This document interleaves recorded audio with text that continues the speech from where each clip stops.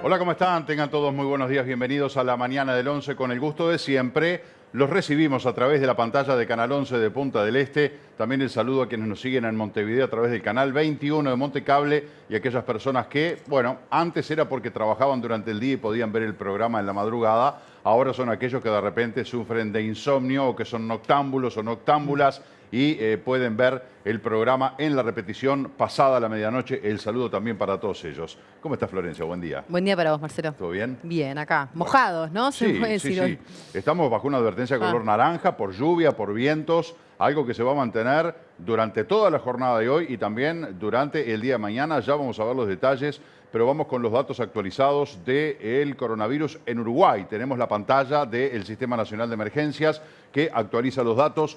483 casos confirmados en Uruguay, 227 que están en curso y 248 pacientes recuperados.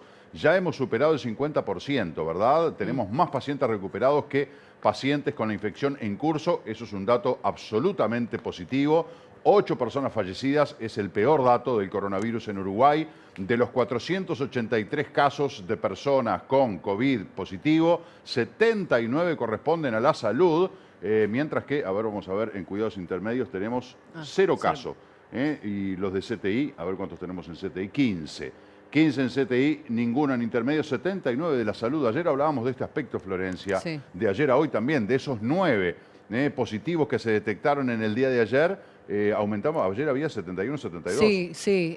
Bueno, es una cifra bastante también significante, ¿no? La verdad que lo que Prácticamente venimos... todos los positivos detectados ayer la mayoría. son personal de la Bueno, salud. hablaba esto con una familiar que tengo médica que me decía que el tema, pues yo decía, capaz que esto habla bien de que el resto de la gente, el que no pertenece al personal de la salud, se está cuidando, ¿no? No se está contagiando. Y lo que me dice es, hay que ver cuántos de los exámenes que se hacen, que eso no se aclara, fueron realizados al personal de la salud y cuántos a civiles, ¿no? Claro, Porque de ahí también salen dos claro, porcentajes claro, distintos. Pues si la claro. mayoría de los exámenes realizados son hechos a personal de la salud, obviamente van a saltar más personal de la salud que el resto de los ciudadanos, ¿no? Entonces eso también se ha de tener en un cuenta. dato no menor porque de los Claro. 453 que se hicieron ayer, ¿cuántos fueron para los de la salud? Capaz que fueron 400. Claro. Entonces, en 400 para la salud, hablas de 8 positivos, el porcentaje es distinto. Ahora, si de los 453 le hicieron 450 o 440 a la población y 13 a la salud, digo, ahí la situación es bastante diferente. Lo concreto es que esta foto que ustedes están viendo es el COVID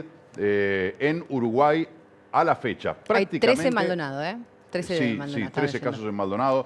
Bueno, teníamos allí el mapa de Uruguay. Ahora justo estábamos mirando con Florencia que no entendíamos bien porque está primero en la lista de los datos mundiales del COVID, está Nueva York con 10.058 fallecidos, pero solo el estado de Nueva York. Si sumamos, porque más abajo está Massachusetts, Maryland, está New Jersey, está, los estados de Estados Unidos, todos con cifras de personas fallecidas. Por lo tanto, Estados Unidos está primero despegado a nivel mundial en esta trágica realidad del COVID-19. Pero bueno, tenemos a Nueva York, que es un estado calamitoso, que realmente están desesperados. Estados Unidos supera los 22.000 muertos, 23.000 muertos a esta altura del campeonato, con la peor tasa de contagio, ya superando ampliamente, ni que hablar a China, que ya había sido superado por España e Italia, sino que Estados Unidos ya superó a estos dos países europeos que eran de alguna manera el epicentro, fuera de Asia, de esta pandemia mundial. Bueno, y aparte es impactante ver cómo un Estado supera a países directamente, ¿no? Eso también que hablábamos ayer, cuando además no solo el Estado está superando, sino en este caso todo el país supera por lejos, ¿no? A todo el resto.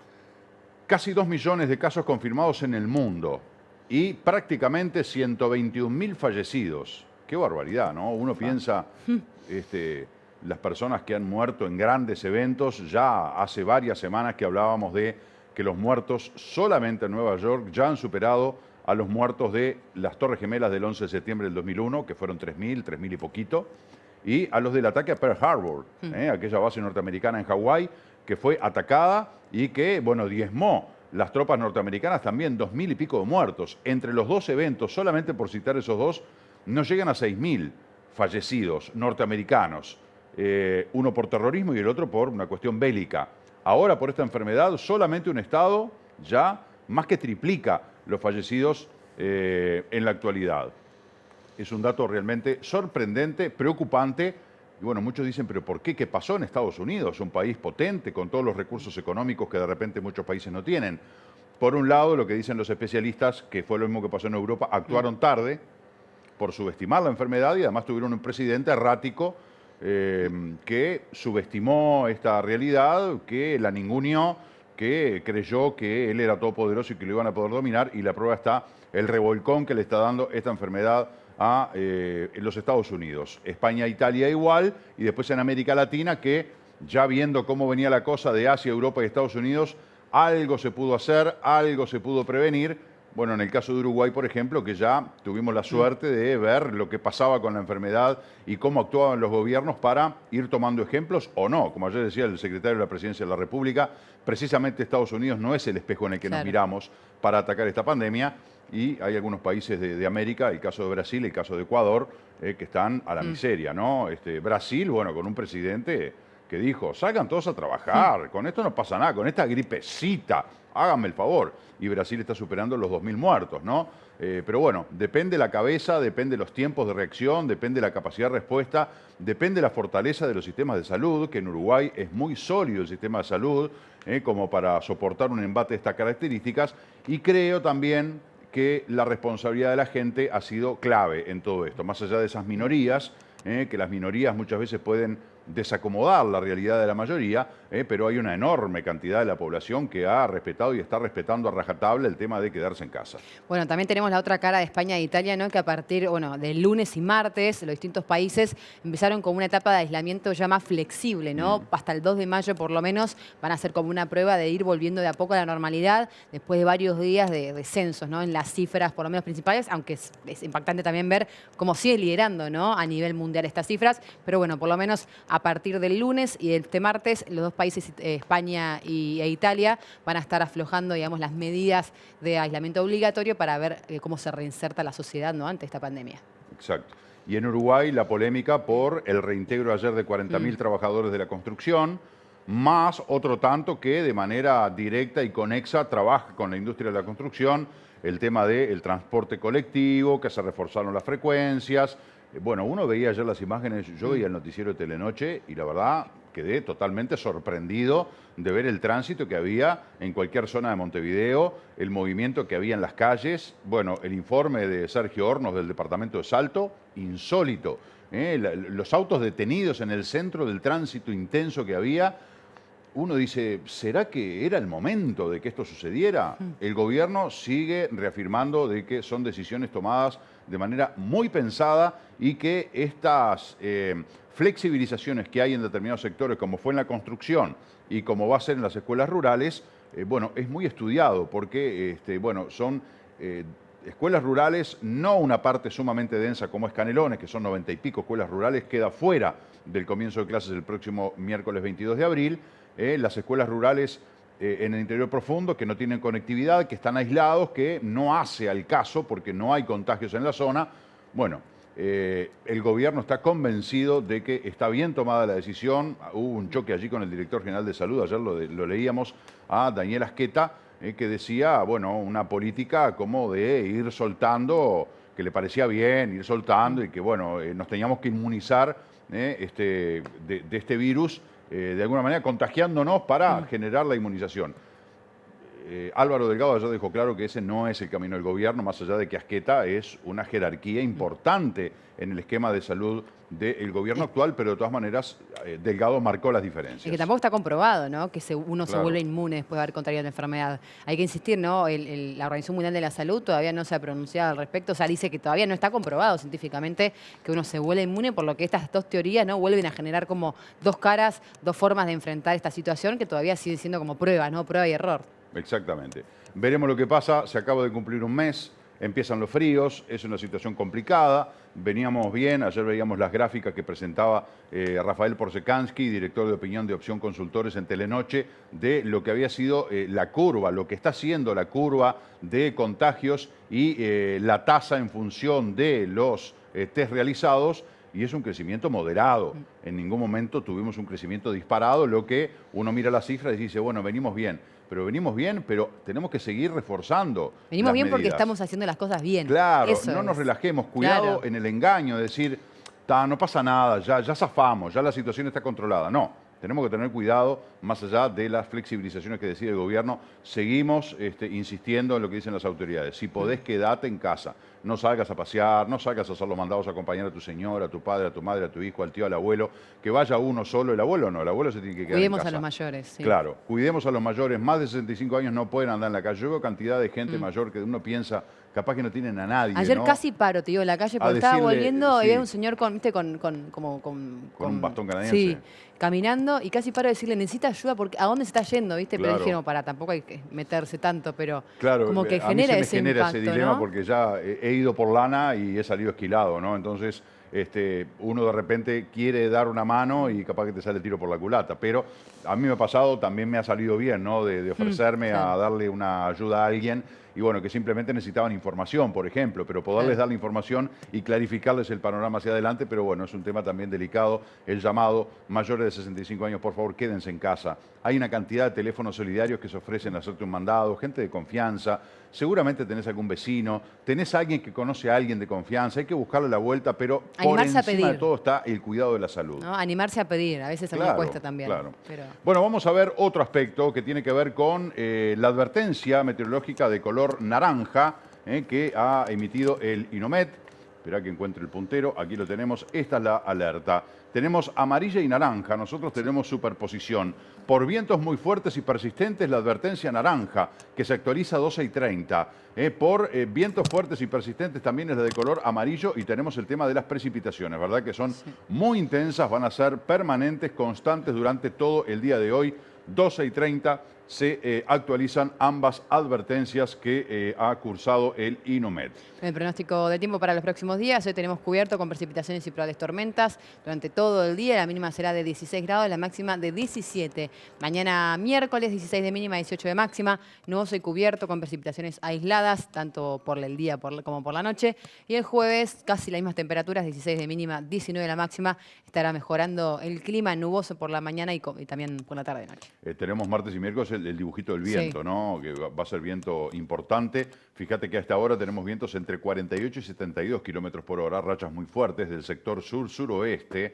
Tenemos 15 grados con 5 décimas de temperatura a esta hora, por supuesto lloviendo, 96% el índice de humedad. Nos vamos a los titulares, empezamos con El Observador. ¿Qué opinan los infectólogos sobre una estrategia de contagio gradual y cuáles flancos enfrentan? ¿No? Hablamos de esto recién, de esta estrategia que se está considerando en realidad no oficialmente, ¿no? Exacto. Colorados y Cabildo piden cambios a proyecto de ley urgente antes de ingreso al Parlamento. Una ley de urgente consideración que ya ha tenido modificaciones y que con las modificaciones hechas fue la que se le entregó a todos los legisladores. Empresarios coincidieron con la calle en no relegar la actividad y el empleo. Claro, la Confederación de Cámaras Empresariales que se reunió ayer con el presidente de la República, aquí tenemos a Gerardo García Pinto, que es el presidente de la CEE. Obviamente la mirada de los empresarios, es decir, nosotros necesitamos mantener las empresas abiertas, necesitamos tener a la gente trabajando, necesitamos estar generando en materia de economía, porque si el sector empresarial se paraliza o se destruye o se desmantela, después, ¿con qué arrancar? Porque esto va a pasar, lo del coronavirus va a pasar, seguro que va a pasar. Ojalá que con... No sabemos cuándo, pero va a pasar. Claro, ojalá que con el menor saldo de personas fallecidas posible. O sea, ojalá que no tengamos un solo fallecido más, que solo tengamos que lamentar estos 8. Pero esto va a pasar, más tarde, más temprano va a pasar. El tema es el famoso día después. ¿Cómo haces para poner en funcionamiento un país que está en el piso? Va a llevar mucho más tiempo, va a ser mucho más doloroso, más penoso, más complejo. Por eso la idea de mantener los motores, como dijo la ministra Azucena Arbeleche, los motores de la economía funcionando, el sector empresarial, tratar de mantenerlo lo más posible, más allá de esos debates que hay, que el sector empresarial, que hay que grabarle las rentas, que hay que grabarle las ganancias, que hay que morderles y morderles.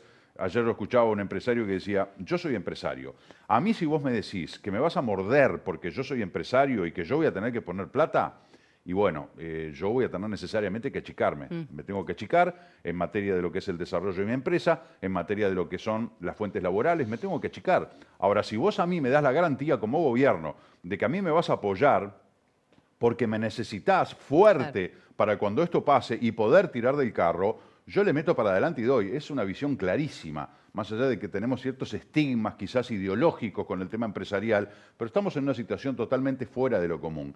Dejemos de tener esos análisis sectoriales, partidarios, políticos, que está bien, son válidos. No es el momento ahora, después los hacemos, después seguimos con la rutina con la que veníamos. Ahora es momento de decir, bueno, los que son generadores de fuente de laburo, ¿quiénes son? Los empresarios, bueno, hay que apoyarlos porque en definitiva yo, vos, cualquiera nos podemos quedar sin laburo si los empresarios tienen que achicarse, porque es lógico, es entendible. Ahora, si los empresarios se mantienen, no digo intactos, pero que puedan llevar adelante sus emprendimientos, bueno, tenemos más posibilidad de que más gente tengamos trabajo el día de mañana cuando pase esta pandemia. Otros titulares en el diario El Observador. Vuelo humanitario repatriará a pasajeros que permanecen en el Greg Mortimer. Claro, Greg Mortimer, que volvió a la zona de fondeo, ¿no? Después del desembarco del sábado de la noche, volvió a 20 kilómetros de la costa de Montevideo, bueno, a esperar a que esos pasajeros que no están en condiciones, o sea, que están sanos, puedan ser evacuados, pero bueno, ya hubo un desembarco más de un caso grave y ahora este vuelo humanitario que va a repatriar a el resto de los pasajeros de este crucero, que bueno, era un crucero de expediciones súper lujoso, súper divino, y terminó transformándose en un calvario. Una película de terror.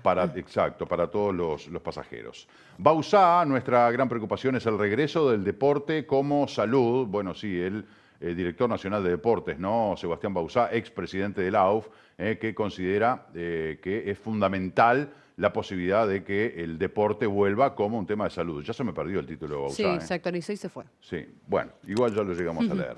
Otros titulares: aumentan los contagios en el Vilar de Bo y descartan 62 casos en Nuevo Berlín. Qué preocupante, ¿no? Esta situación. Sí. Mides descubrió contenedor con insumos médicos olvidado en el puerto. Sí, bueno, eso leía hoy a la mañana, ¿no? Es impresionante cómo la variedad de cosas que tiene este contenedor. Obviamente un montón de insumos médicos, desde, bueno, jeringas, tapabocas, barbijos, hasta sillas, decía, túnicas para poder hacer distintas especialidades o prácticas médicas. Una variedad impresionante, y algo que decía también el informe es que el archivo fue presentado a Secretaría de Presidencia en noviembre de 2019. Muy próximo a esto, ¿no? A todo esto que explotó ahora. Entonces, están analizando, obviamente, bueno, el archivo de este contenedor que estaba como olvidado en el puerto, que había sido donado por un grupo rotario de Canadá. Habían pedido que se exoneren los impuestos, y como no se exoneran los impuestos, dijeron, no, bueno, es demasiado el costo que tenemos que asumir, lo donamos al Mides. Y ahí es que quedó trabado.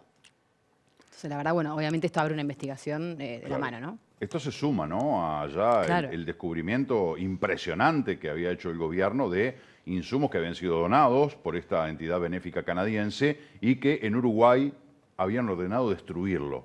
Decir que, como decía el ministro de Defensa, menos mal que la burocracia que tanto criticamos en este caso jugó a favor, porque si no hubiera existido esa burocracia, esos insumos se habrían destruido. Como en Uruguay es todo lento y qué sé yo, llegaron a manotearlo antes que se destruyera, y ahí también, ¿no? Cientos de miles de insumos vitales, o sea, son en cualquier condición para el sistema de salud uruguayo y para cualquier sistema de salud, una cantidad de materiales de esa envergadura es fundamental, es clave, para tener suministro, para tener stock de lo que se necesitan. Ahora, en una situación delicada de pandemia como la que estamos viviendo, eso es incalificable o incuantificable, mejor dicho, lo que tendría como valor. También, una cuestión misteriosa, le preguntaron al ministro de Defensa si consideraba de que ahí había habido una mala intencionalidad.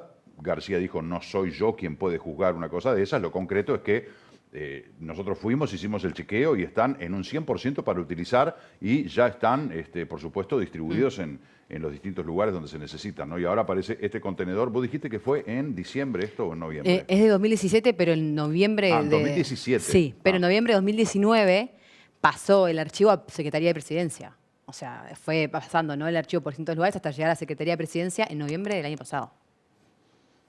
Son cosas que andás a saber cuál es la verdad, qué fue lo que pasó, ¿no? Es insólito, sin duda.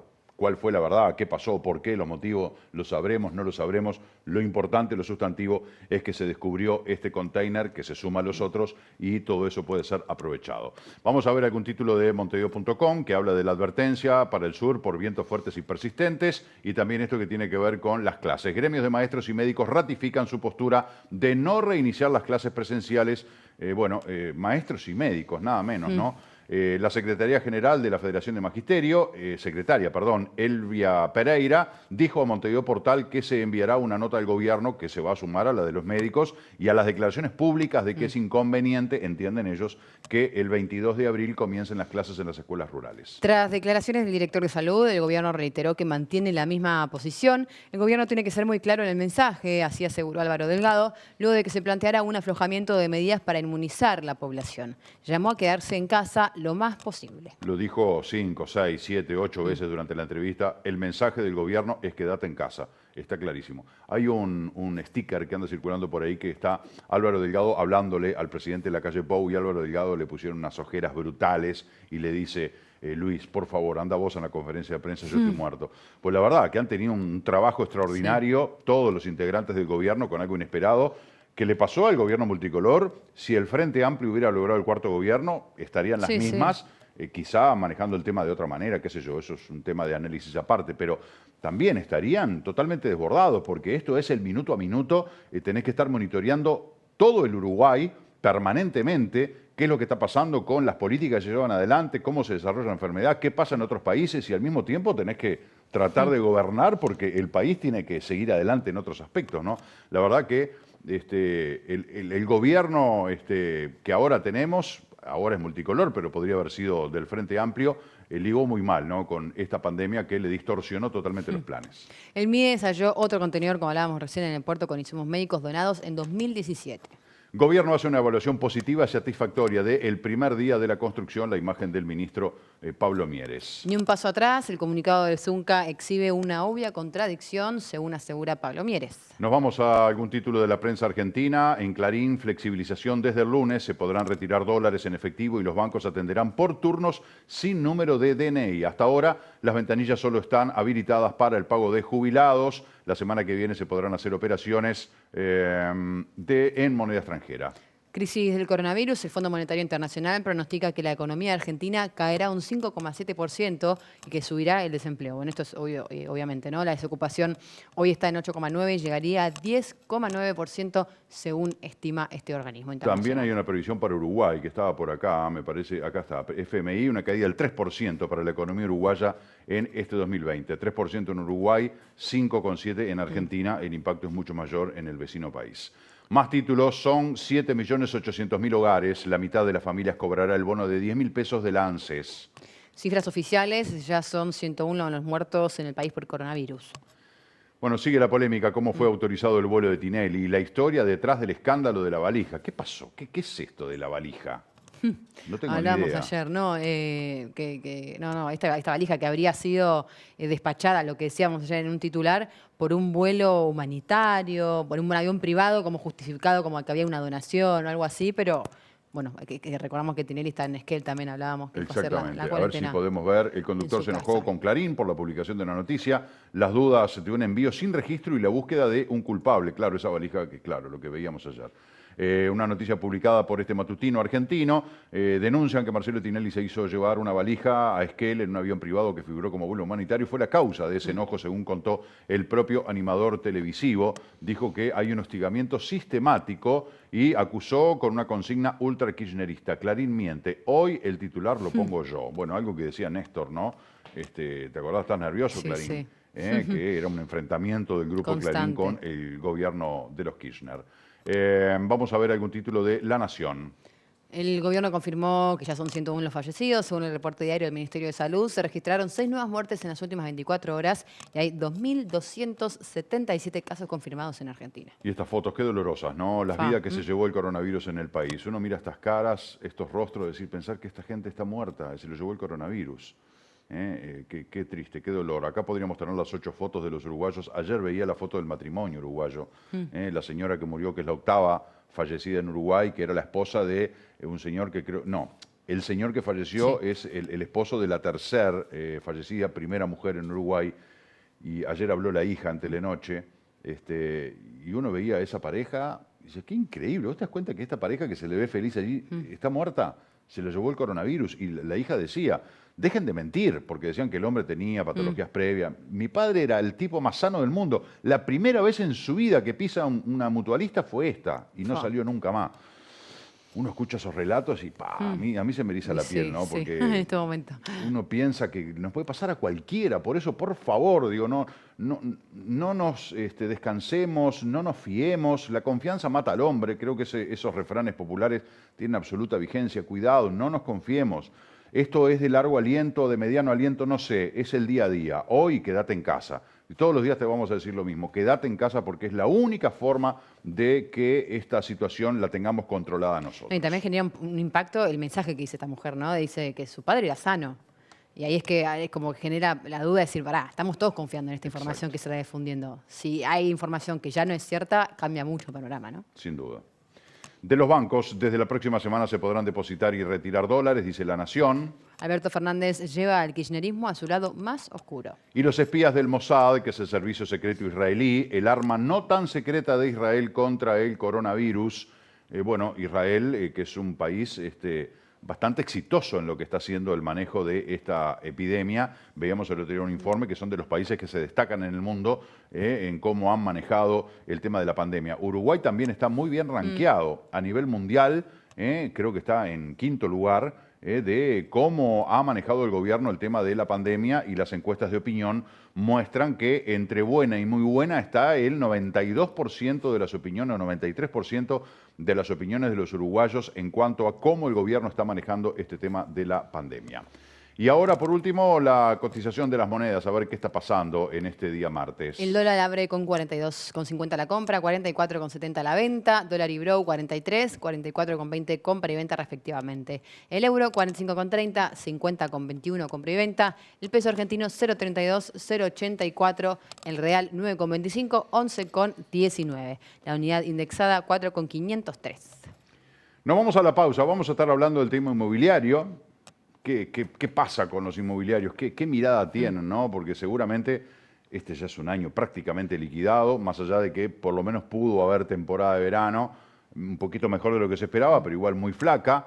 ¿Cómo miran para el futuro? ¿Cuál es la realidad de este sector? También vamos a estar hablando con los abogados, que los abogados, muchos siguen trabajando porque hay cosas que siguen sucediendo, pero estamos en una feria judicial sanitaria, hay un montón de audiencias y de diligencias que se han suspendido, que se han prorrogado, que se han aplazado. Bueno, cómo están trabajando, y también estaremos hablando de las ollas populares que han vuelto a surgir como una seña clara de solidaridad, de ayuda, pero también de necesidades que atraviesa un país. Sería ideal no necesitar ollas populares. Obviamente, sería ideal que cada uno pudiera tener su salario y que pudiera vivir dignamente del producto de su trabajo. Esa es la panacea. Dicen que no existe en el planeta. Hay países que no necesitan ollas populares. Uruguay sí las necesita, no es la primera vez. Más en este momento. Exacto. En este caso por una cuestión sanitaria, pero el tema de las ollas populares que ha surgido de una manera tan efervescente que obliga a que haya que hacer una suerte de coordinación, de organización, de un mapeo de dónde están las ollas, cómo funcionan, para quiénes, cuándo, etcétera, etcétera. De todo esto estaremos hablando más adelante. Vamos a una breve pausa, ya venimos.